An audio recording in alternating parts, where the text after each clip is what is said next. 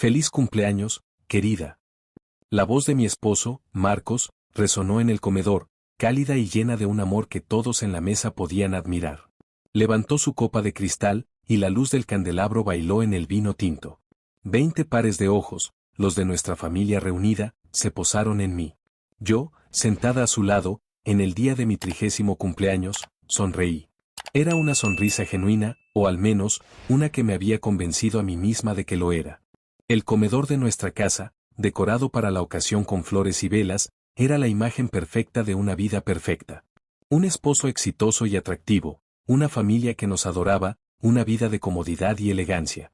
Yo llevaba un vestido de seda azul que Marcos me había regalado, y me sentía, por un instante, feliz. Él se inclinó hacia mí, su sonrisa aún en los labios. El mundo pareció ralentizarse. Vi su mano moverse, no para una caricia, sino en un arco rápido y brutal. El sonido de su palma contra mi mejilla fue como un disparo en el silencio de la habitación. Seco. Definitivo. El impacto me lanzó de la silla. Caí al suelo, el costado de mi cabeza golpeando la pata de la mesa de caoba. El dolor fue una explosión blanca, cegadora. Un zumbido agudo llenó mis oídos, ahogando los jadeos de sorpresa de los invitados. Me quedé en el suelo, aturdida, mi mejilla ardiendo como si la hubieran marcado con un hierro candente. El sabor metálico de la sangre llenó mi boca. A través de un velo de lágrimas y confusión, levanté la vista. Vi a Marcos, todavía de pie, con la copa en la mano, como si nada hubiera pasado. Su rostro no mostraba rabia, ni arrepentimiento. Mostraba, nada. Una calma terrorífica. Vi a mi madre, con la mano en el pecho, su rostro una máscara de horror, pero inmóvil. Vi a mi padre, con la mandíbula apretada, mirando a su plato. Vi a la madre de Marcos, sonriendo ligeramente, como si hubiera presenciado un acto de disciplina necesario. Vi a mis hermanos, a mis cuñados, a mis primos. 20 personas. Y ninguna de ellas se movió. Ninguna dijo una palabra. Ninguna vino a ayudarme. El silencio que siguió a la bofetada fue más violento que el golpe mismo. Fue un silencio espeso, cómplice. Un silencio que me gritaba que lo que acababa de pasar era, de alguna manera retorcida, mi culpa. Un silencio que me decía que estaba sola. Completamente sola. No sé cuánto tiempo me quedé en el suelo. Segundos. Minutos. Una eternidad. Finalmente, con una fuerza que no sabía que poseía, me levanté. Mis piernas temblaban. Ignoré las miradas, ignoré el silencio. Caminé, con la cabeza en alto, fuera del comedor, subí las escaleras hasta nuestra habitación. No lloré. Las lágrimas vendrían después. En ese momento, solo había una claridad fría y absoluta. Como si la bofetada me hubiera despertado de un largo sueño.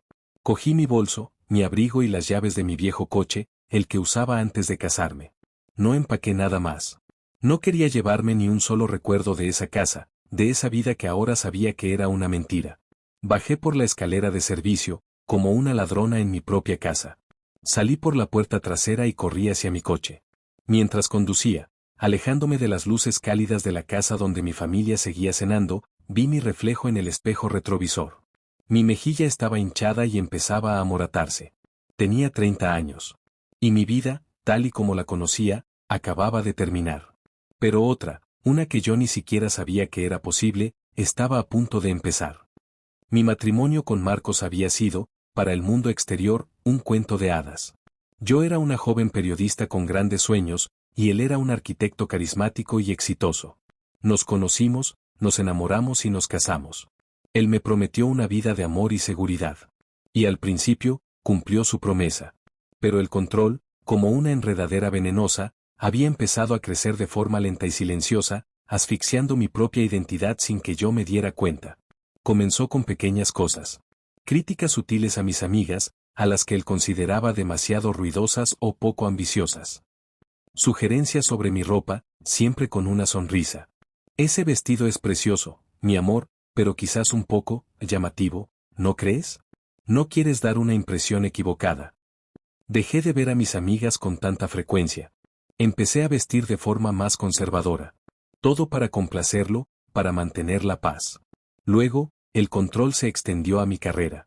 Yo soñaba con ser corresponsal de investigación. Un día, me enteré de una beca para un programa de periodismo en el extranjero. Estaba eufórica. Era la oportunidad de mi vida.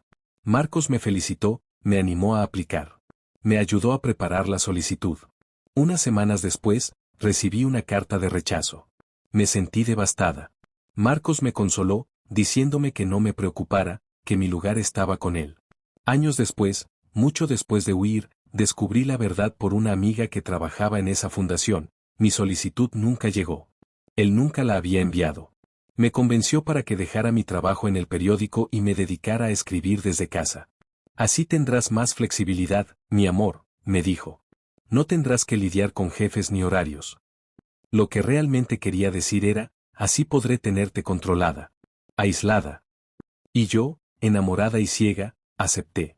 Mi mundo se fue haciendo cada vez más pequeño, hasta que él se convirtió en su único sol. Y yo giraba a su alrededor, una luna pálida que solo reflejaba su luz.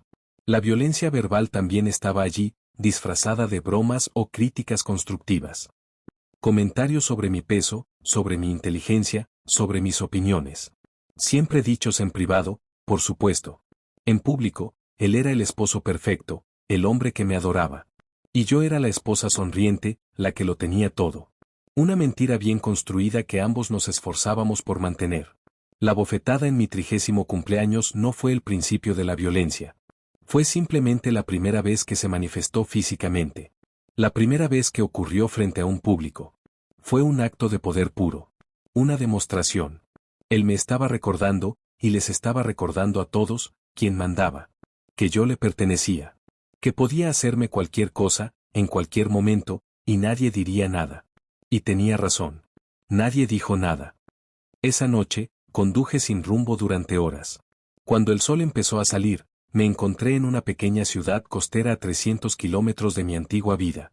Alquilé una habitación en un motel barato y dormí durante casi 24 horas. Cuando desperté, el dolor en mi mejilla era un recordatorio palpitante de la realidad. Me miré en el espejo agrietado del baño. La mujer que me devolvía la mirada era una extraña. Hinchada, amoratada, con los ojos vacíos. Pero en el fondo de esa mirada, vi una chispa. La misma chispa que había tenido a los 20 años, antes de conocer a Marcos. La chispa de la supervivencia.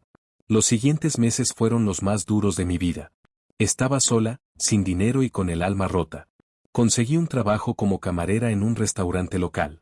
El dueño, un hombre mayor y amable llamado A, me dio una oportunidad a pesar de mi visible estado de fragilidad emocional. Alquilé un pequeño estudio encima de una tienda. Era ruidoso y olía a humedad, pero era mío. Era mi santuario. Mi fortaleza. Por primera vez en años, nadie me decía qué ponerme, qué comer, qué pensar. La libertad era tan aterradora como estimulante. Busqué ayuda. Encontré un grupo de apoyo para mujeres que habían sobrevivido a la violencia doméstica. Allí, escuchando las historias de otras, empecé a entender la mía. Comprendí los patrones de control, la manipulación, el aislamiento. Comprendí que no estaba loca. Comprendí que no fue mi culpa. El proceso de divorcio fue una pesadilla a distancia. Marcos se negó a cooperar, intentando alargar el proceso para castigarme. Contraté a una abogada de oficio, una mujer joven y feroz que luchó por mí como una leona. No quería su dinero. No quería su casa. Solo quería mi apellido de soltera y mi libertad. Y después de un año de batalla legal, lo conseguí. Una vez que el pasado legal estuvo cerrado, empecé a construir mi futuro. Siempre me había gustado cocinar. Era la única actividad creativa que Marcos no había logrado arrebatarme. Empecé a vender pasteles y postres caseros al restaurante donde trabajaba. Gustaron. Mucho. Con mis pequeños ahorros, monté un servicio de catering desde mi diminuto apartamento. Lo llamé Valentina y la cocina. Al principio, solo tenía pequeños encargos. Fiestas de cumpleaños infantiles, reuniones de oficina. Pero mi comida era buena, hecha con amor y con los mejores ingredientes que podía permitirme.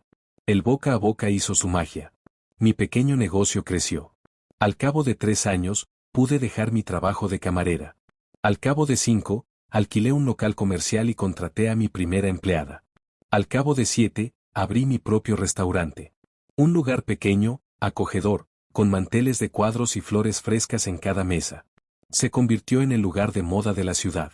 Yo, Valentina, la mujer a la que su esposo había tirado al suelo como a un objeto roto, era ahora una empresaria de éxito. Una mujer independiente, respetada y, lo más importante, feliz.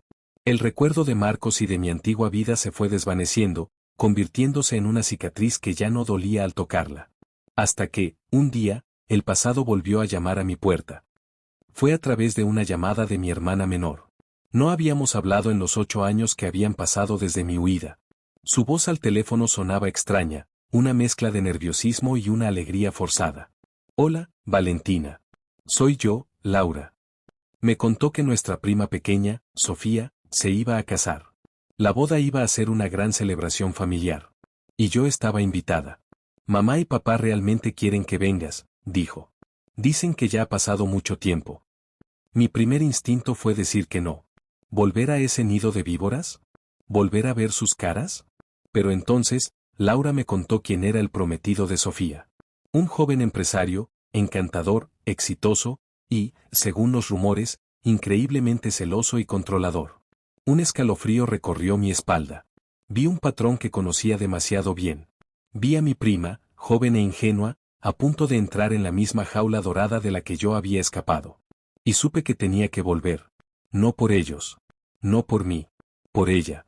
Tenía que romper el ciclo de silencio. La fiesta de compromiso era en el mismo club de campo donde mi familia había celebrado tantos eventos. Al llegar, sentí una oleada de náuseas. Pero respiré hondo y entré. Mi transformación debió de ser un shock. Ya no era la mujer tímida y vestida de forma discreta que recordaban. Llevaba un elegante vestido negro, el pelo corto y moderno, y una confianza que emanaba de cada uno de mis poros. Vi a mi familia. Estaban todos allí. Más viejos, más grises. Cuando me vieron, se quedaron en silencio. Mi madre se acercó, intentó abrazarme. Yo di un paso atrás.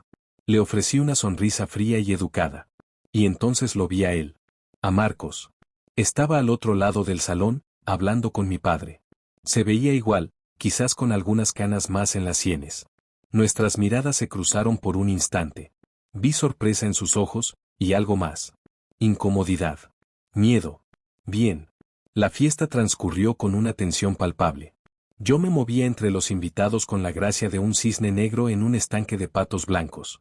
Observaba a mi prima Sofía con su prometido. Vi cómo él le cogía el brazo con demasiada fuerza. Vi cómo le susurraba algo al oído que borraba su sonrisa. Y supe que mi decisión de volver había sido la correcta. Llegó el momento de los brindis. Mi padre dio un discurso.